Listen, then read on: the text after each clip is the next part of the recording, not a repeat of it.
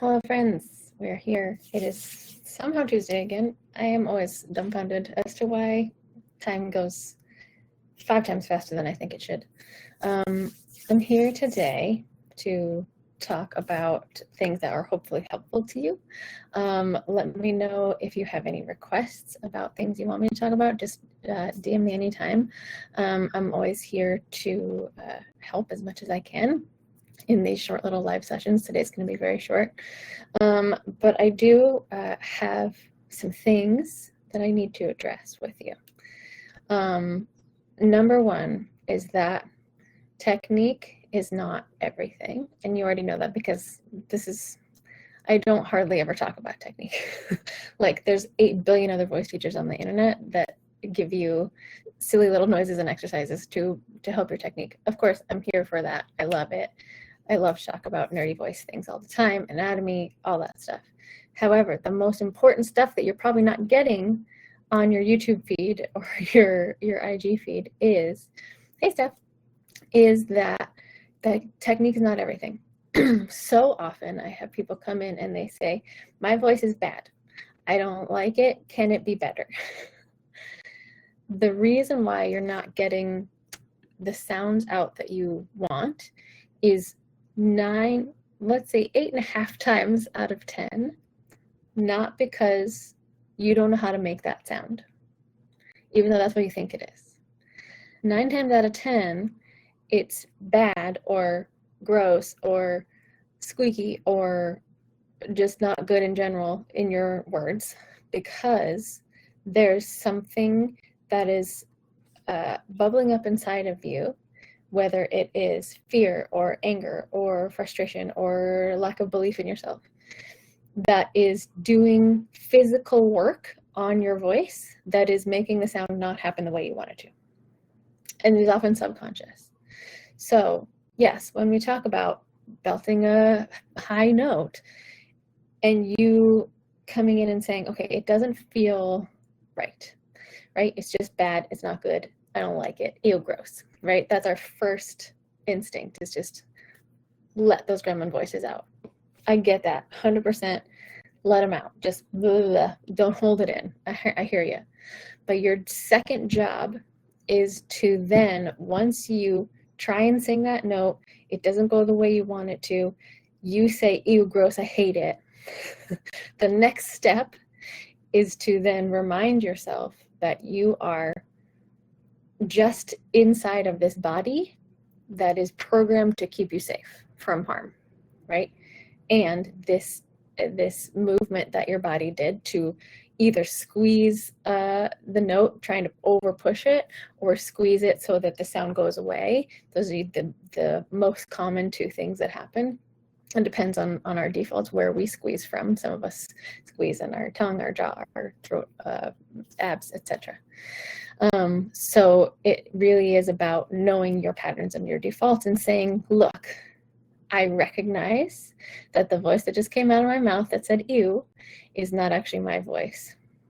I know from my many lives that I've listened to with Sarah that this is my nervous system trying to keep me safe from a possible injury, right? And that is a good thing. It's really good that our body does that for us.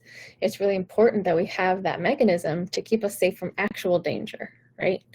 And yes, vocal injury is a thing. It is a possibility anytime you go for a huge note, without the plan of having more of an open tube, bring it more into your abs, knowing what's happening and what your defaults are, and being able to say, no, I don't have to do that this time. I don't have to go along with what my default is, what my body is saying is the best. I don't have to do that because I know, because I've practiced it many times, that there is another safer, healthier, better feeling, more open way to hit that big belty note than to just balls to the wall, gas pedal all the way down feeling, right? Or maybe you have the opposite problem that you turtle when you try and make a sound because some part of your body or nervous system doesn't feel safe to make that sound, right? So once you go through this first step, once you go through these motions and the sound is not how you want it to, you hear you stop in your tracks and you say, okay, I hear you. This is my nervous system trying to keep me safe. What if I just play a game with myself right now? What if I play a game that says, I'm going to try and make some really stupid sounds and see what feels the best, right? That's your game. Instead of what sounds the best and how to get to the sound that you're looking for, that you so desperately need to be correct and perfect and beautiful, there's so much weight on that. If you can zoom out and see yourself putting your worth and your weight onto that big belty note, the only option is to take that weight off and try and hack your brain into thinking that there is zero pressure to get this note, right? And this is harder than it sounds. Basically, we're just brain hacking, and it sounds like you're lying to yourself, but you're really not, because singing is just playing after all, you guys. Like, really, that's why we're here, right? We want to enjoy ourselves. We want to enjoy our voice. We want to enjoy what we can possibly let come out, because when it works, it's fun, right? But if we put all of our weight behind it going perfectly every time, you're not going to experience the freedom and the looseness and the release that it needs to make the note happen how you want it to happen. You know what I mean? So you're literally cutting yourself off from that big belty sound by needing that big belty sound to be perfect and right and exactly how I want it to be. You know what I mean? So we have to take the pressure off. We have to allow ourselves to say, you know what if it wasn't good? What if it wasn't perfect? What if it wasn't incredible every single time I did it? What if I just allowed myself 5 to 10 times to just mess around and to feel as open as humanly possible in my body first, and then we hone after that. We're looking for the placement and the feeling of openness. And oftentimes, I've probably brought this in a lot, especially when we're talking about like high chest voice, kind of big, powerful notes. We want to bring this feeling in from our speaking life into our singing life, because it's not that you have to teach yourself how to make a new sound, unless you're a person who has never yelled in their life, which happens sometimes. Some people are raised to not ever yell. They feel very uncomfortable raising their voice. That's another thing, and that is okay, and that takes some time. So be very gentle with yourself in crossing this threshold of making sound. If you are a person that feels comfortable making sound in your speaking life, like talking to a friend across the parking lot, or yelling at a kid on a playground to be safe, right? This is a thing that you have experience with. So it's not that you don't know how to do it.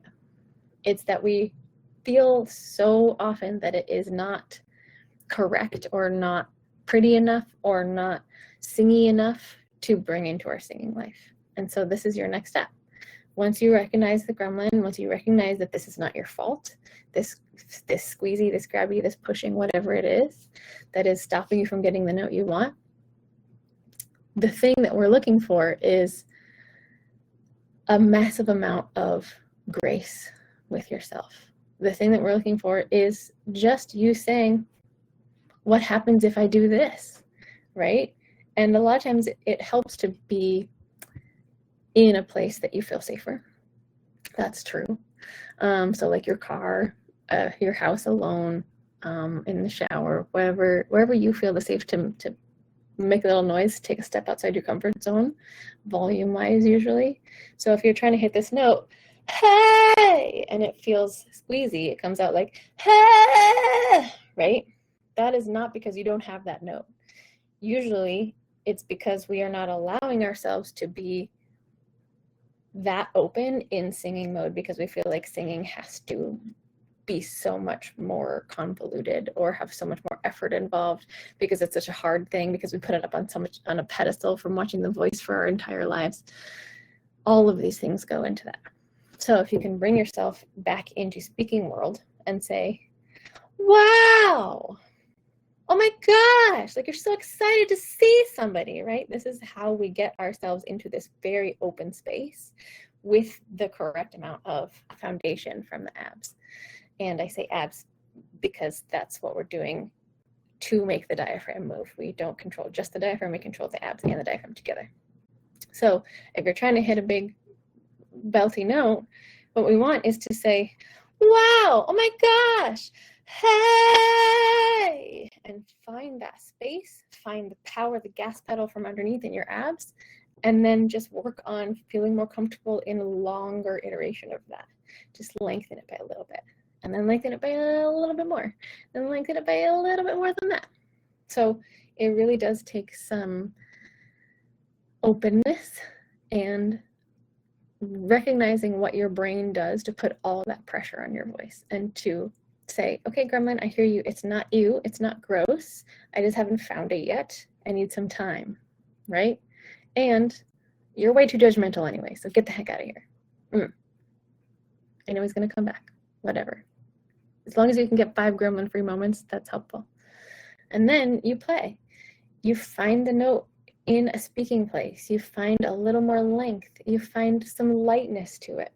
You are your own vocal coach in that moment, and you're saying, okay, I'm a scientist. What did I like about that? Okay, if it's a little heavy.